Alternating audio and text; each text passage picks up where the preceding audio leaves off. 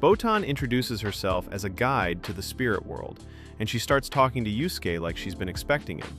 But then she hits him with this line that instantly made him lean in. His death wasn't supposed to happen. Like, even the afterlife is caught off guard.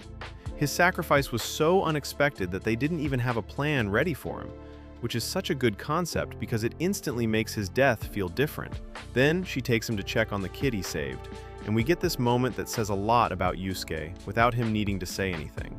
He watches from the spirit world as the kid gets checked at the hospital, and he's basically fine.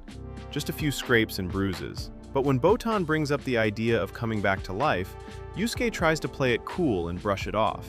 He's like, why would I even go back? Nobody would miss me.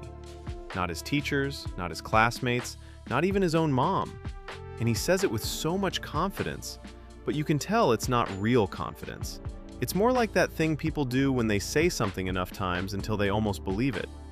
And then the show completely destroys that mindset with one scene, because Yusuke goes to his own funeral, and that's where everything changes.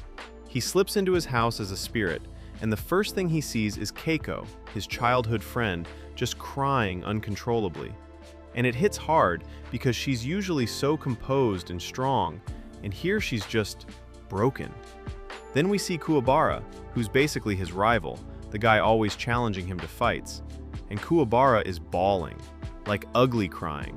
He's yelling about how Yusuke can't die before he gets the chance to beat him fair and square, and it's messy and dramatic, but weirdly, it's also really sincere.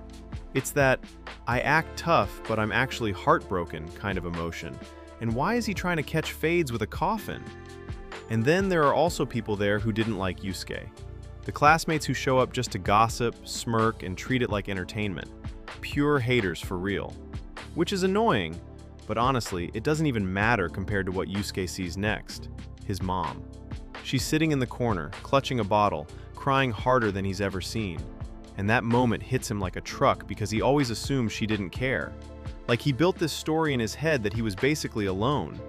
But seeing her grief makes it undeniable. He mattered. More than he ever believed.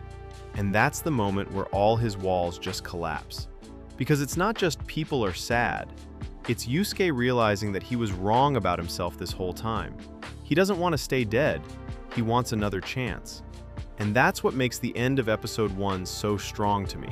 And that's where his journey back to life truly begins. This show hits deep and you see a lot of things.